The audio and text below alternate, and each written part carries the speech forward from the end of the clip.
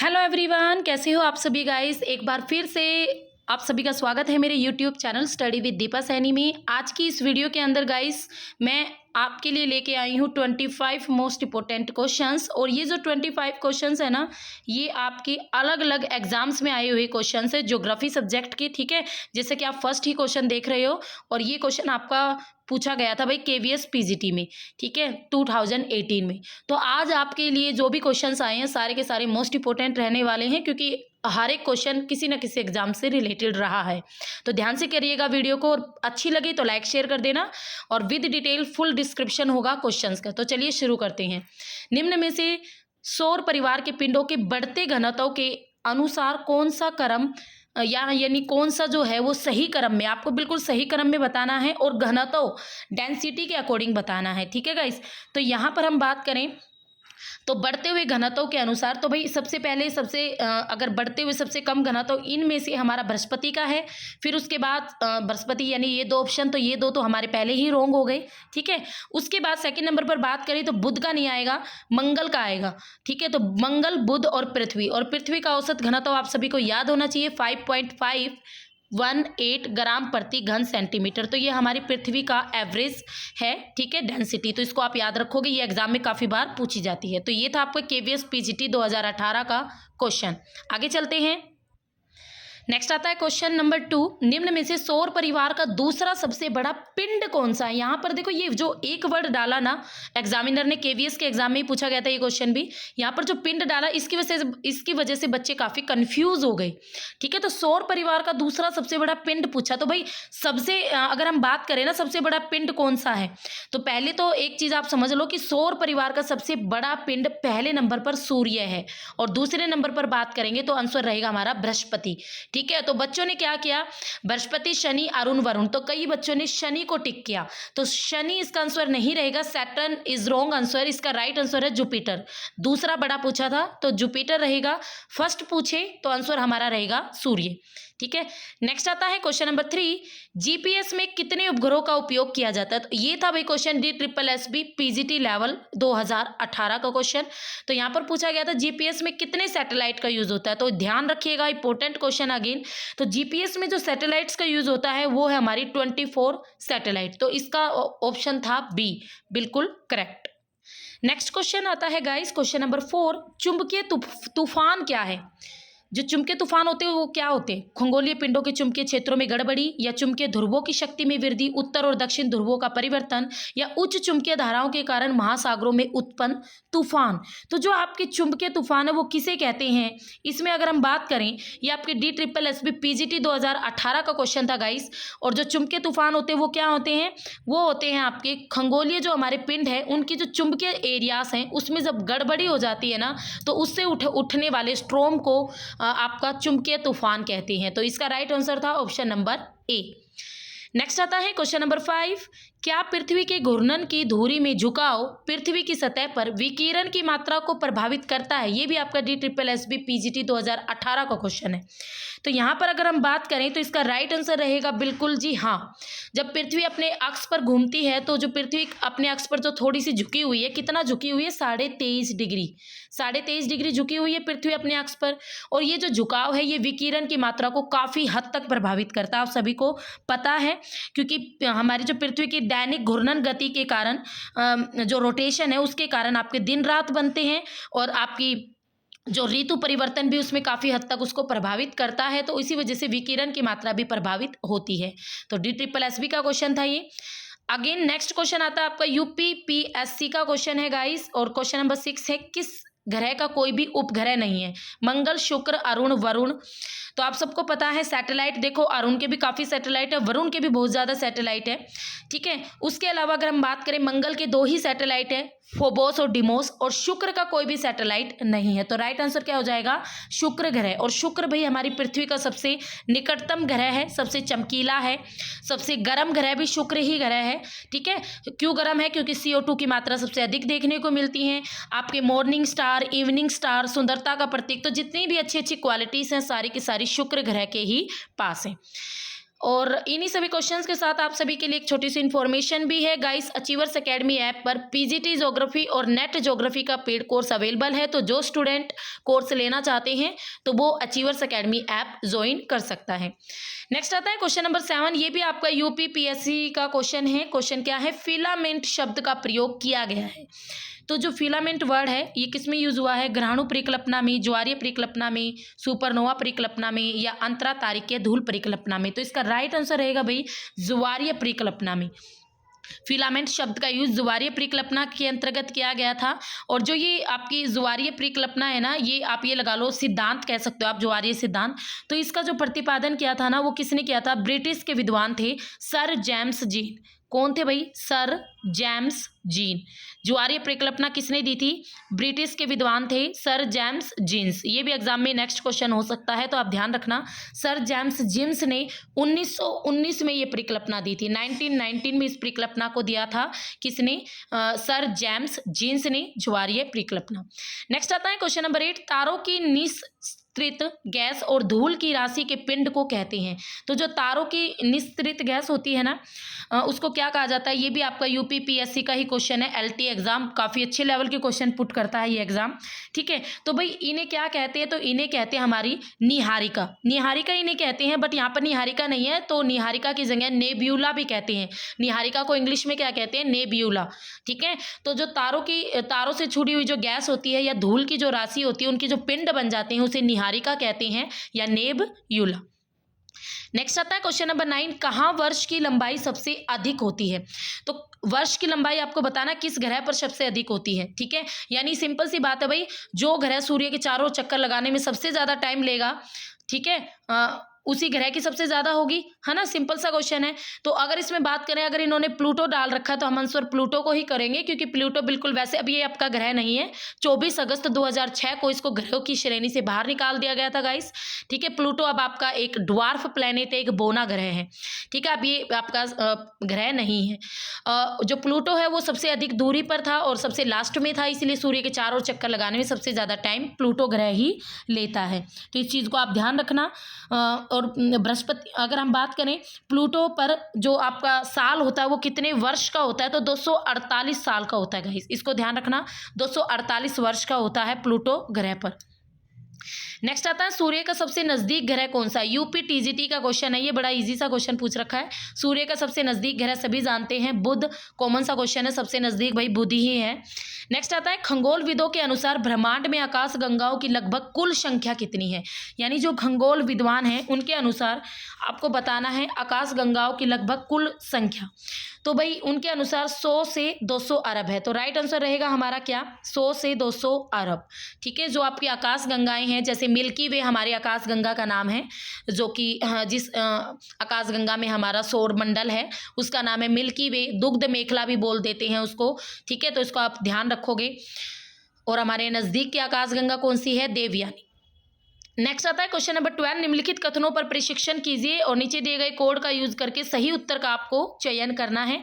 तो यहाँ पर हमें सही उत्तर देना है। तो देख लेते हैं, सौर मंडल के ग्रहों की संरचना भिन्न भिन्न होती हैं। यहाँ पर अगर हम बात करें, ग्रहों की संरचना सूर्य से दूरी से संबंधित प्रतीत होती है। तो भाई ये सौर मंडलों की ग्रहों की जो संरचना बिल्कुल एक दूसरे से अलग अलग होती है, एक जैसे तो है नहीं, ये कथन तो बिल्कुल करेक्ट है। ग्रहों की जो संरचना होती है सूर्य से दूरी से संबंधित प्रतीत होती है, ये भी बिल्कुल करेक्ट है। आप सिंपल देखो, जो ग्रहों के जो सूर्य के नज़दीक हैं वो आपके चट्टानों के बने हैं, जो सूर्य से दूर है वो गैसों के बने हैं। तो अलग अलग है ना चीज़ें, तो ये दूरी से रिलेटेड है। नेक्स्ट आता है सूर्य से समीपी जो ग्रह है, यानी सूर्य के नज़दीक वाले जो प्लैनेट हैं वो चट्टानों के और धातुओं से निर्मित है और उच्च तापमान पर क्रिस्टलीकृत भी वो हो चुके हैं। तो इस कथन की भी अगर हम बात करें तो आपका ये कथन भी करेक्ट है, ठीक है, हमारे अनुसार। तो भाई ये कथन भी सही है। तो 1 2 3 तीनों ठीक अब तक के। नेक्स्ट आता है भारीतरम ग्रह तत्वों से बने थे जो उच्च तापमान पर ठोस संघनित में बदल चुके हैं। तो ठोस में नहीं बदले भाई, गैसीय अवस्था में है। आपका जुपिटर, सैटर्न, यूरेनस और नेपच्यून, चारों जो ग्रह है ना वो गैसों से बने हैं और इसलिए वो ठोस नहीं है, ठीक है। तो इसका जो हमारा राइट आंसर होगा 1 2 3 सही है, यानी option number C is correct. और यूपी पीजीटी लेवल का क्वेश्चन था, देख लो कितना बढ़िया क्वेश्चन था। नेक्स्ट आता है क्वेश्चन नंबर 13, पृथ्वी की सतह पर मौसम परिवर्तन के लिए उत्तरदायी कारकों की पहचान कीजिए। तो भाई आपको बताना मौसम से रिलेटेड, यानी हमारी पृथ्वी की सतह पर जो मौसम संबंधित है, जो बदलाव होते हैं वो किसकी वजह से होते हैं? पृथ्वी का घूर्णन। तो देखो पृथ्वी के घूर्णन की बात करें तो भाई पृथ्वी का जो घूर्णन है वो मौसम को प्रभावित करता है, या पृथ्वी का परिक्रमण? तो घूर्णन तो प्रभावित नहीं करता, परिक्रमण तो करता है। परिक्रमण यानी रिवोल्यूशन, यानी सूर्य के चारों ओर चक्कर लगाना।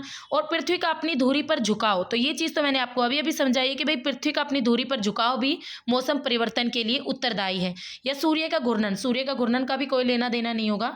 तो ऑप्शन नंबर 2 और 3 इसका करेक्ट होंगे। तो ध्यान रखना, जब पृथ्वी सूर्य के चारों ओर घूमती है ना, इसी वजह से क्या होता है, जब पृथ्वी सूर्य के नजदीक होती है तो आपकी क्या गर्मी, और यानी पृथ्वी का जो हिस्सा सूर्य के सामने होता है वहां गर्मी, और बैक वाले हिस्से में सर्दी होती है। तो इस तरीके से ये चीजें प्रभावित करती हैं। नेक्स्ट आता है क्वेश्चन भाई, विश्व की लगभग 50% जनसंख्या किस अक्षांश के बीच केंद्रित है? तो 50% जनसंख्या आपको बतानी है, और ये आपका यूपी पीजीटी का क्वेश्चन पूछा गया है। तो यहाँ पर अगर हम बात करें ना, तो सबसे एक्यूरेट जो हमारा है रहने लायक एरिया वो है 20 डिग्री नॉर्थ से 40 डिग्री नॉर्थ। सबसे ज़्यादा इसी एरिया के बीच में पॉपुलेशन देखने को मिलते हैं, यानी कर्क रेखाओं के भी आसपास वाला एरिया है ना। तो सबसे ज़्यादा यहीं पर। और विश्व के अगर हम बात करें सर्वाधिक जनसंख्या घनत्व वाले एरिया की, तो सबसे ज़्यादा जो जनसंख्या घनत्व है वो भी आपकी चाइना में देखने को मिलता है। चाइना की एक कंट्री है मकाऊ, वहाँ पर सबसे ज़्यादा जनसंख्या घनत्व। अब ये जनसंख्या घनत्व क्या होता है, यानी जहाँ पर सबसे ज़्यादा पॉपुलेशन देखने को मिलती है। नेक्स्ट आता है गाइस क्वेश्चन नंबर 15, भारतीय सौर मिशन के बारे में निम्नलिखित, तो भारतीय सौर मिशन के बारे में निम्नलिखित कथनों पर विचार कीजिए। तो सौर मिशन से रिलेटेड जो हमारे कथन हैं, भारतीय सौर ऊर्जा में तेजी से बढ़ रहा है, भारत देश के सभी हिस्सों में सौर ऊर्जा विस्तारित करने की योजना बना रहा है, दक्षिण और पश्चिम भारत को अधिक धूप और सौर ऊर्जा मिलती है। तो यहाँ पर अगर हम बात करें ना गाइस, तो भारत सौर ऊर्जा में तेजी से बढ़ रहा है, ये कथन बिल्कुल ठीक है।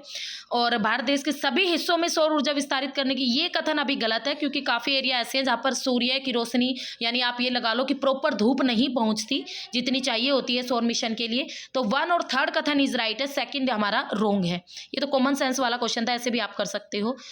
नेक्स्ट आता है गाइस, यहाँ पर आपके ये ग्रह दिए गए हैं, प्लैनेट दिए गए हैं, और ये यूपी पीजीटी में आया हुआ क्वेश्चन है, और आपको बताना कौन सा ग्रह किससे मेल खाता है। ठीक है, तो यहाँ पर अगर हम बात करें तो हमारा हरा ग्रह किसे कहते हैं? हरा ग्रह अरुण वरुण पर हरियाली है, तो भाई अरुण को कहते हैं। लाल ग्रह, लाल है मंगल, इसके लिए मैंने एक ट्रिक भी बनाई थी, लाल है मंगल, तो मंगल ग्रह लाल ग्रह। छल्लेदार, छल्ले भाई सबसे ज़्यादा शनि के हैं, तो शनि। और मॉर्निंग और इवनिंग स्टार मैंने अभी आपको बताया शुक्र ग्रह। तो ये सारे के सारे आपस में मैच हो जाएंगे। नेक्स्ट आता है क्वेश्चन नंबर 17, 2 पूर्णिमाओं के बीच अंतराल होता है लगभग कितने दिन का? तो 2 पूर्णिमाओं के बीच, ठीक है, तो 2 पूर्णिमाओं के बीच कितना टाइम होता है? तो अगर हम बात करें ना, तो ये कहीं ना कहीं आपसे चंद्रमा की रिवोल्यूशन और रोटेशन पूछी गई, तो राइट आंसर रहेगा 29.5 दिन। ठीक है, ये 2 पूर्णिमाओं के बीच का अंतराल होता है। पूर्णिमा केवल चंद्र ग्रहण को होगी, पर प्रत्येक पूर्णिमा को नहीं होगी। पृथ्वी और चंद्रमा के कक्षा तलों में 5 डिग्री का अंतर पाया जाता है, और चंद्रमा कभी कभी ही भाई पृथ्वी की कक्षा में होता है। ठीक है, और इसी वजह से आपका कभी कभी ही चंद्र ग्रहण होता है। तो राइट आंसर रहेगा ऑप्शन नंबर डी।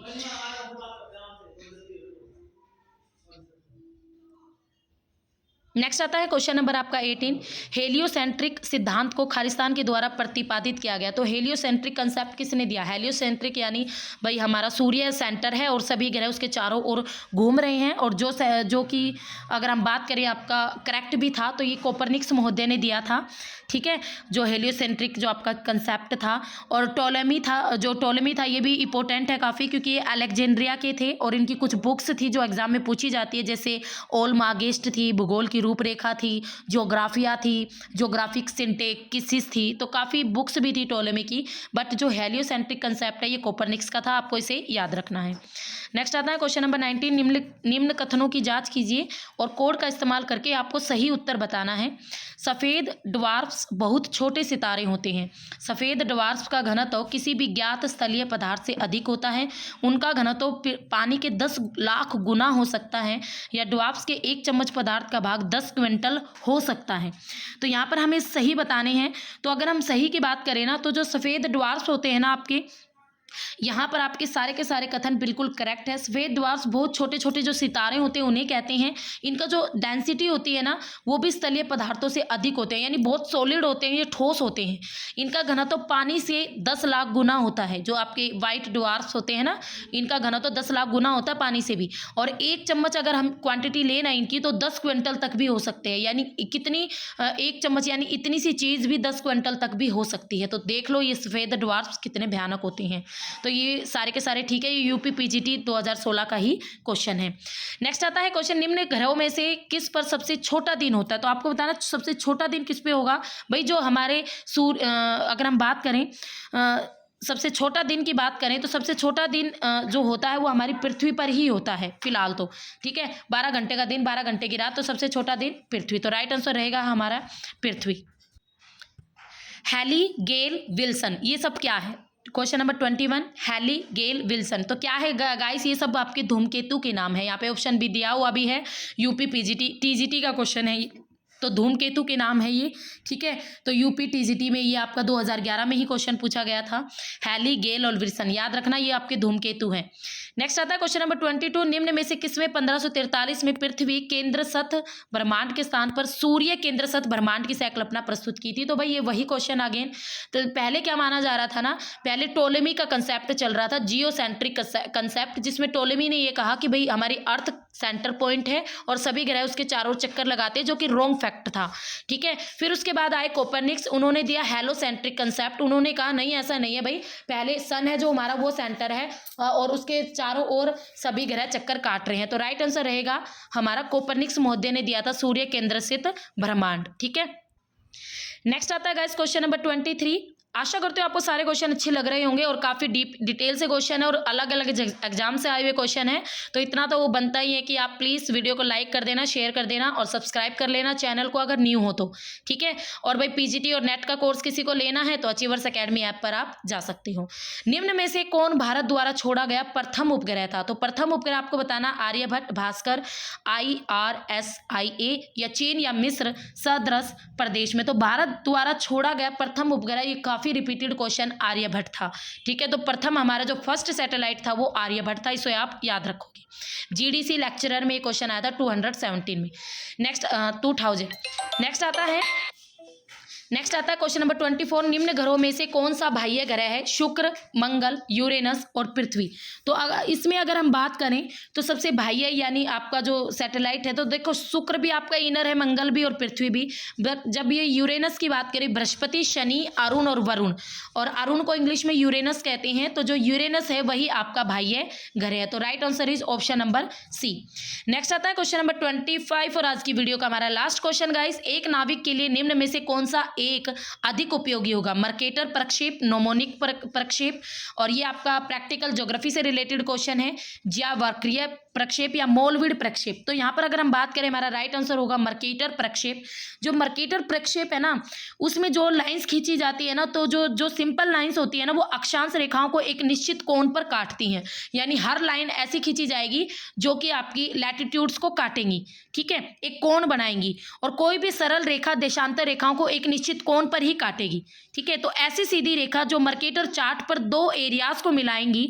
तो इस प्रकार के मैप का ही यूज नाविक अपने लिए करता है और नौ संचालन में मर्केटर प्रक्षेप का काफ़ी यूज किया जाता है। तो ये थे गाइस आज के हमारे 25 क्वेश्चंस। कैसे लगे कमेंट बॉक्स में ज़रूर बताना।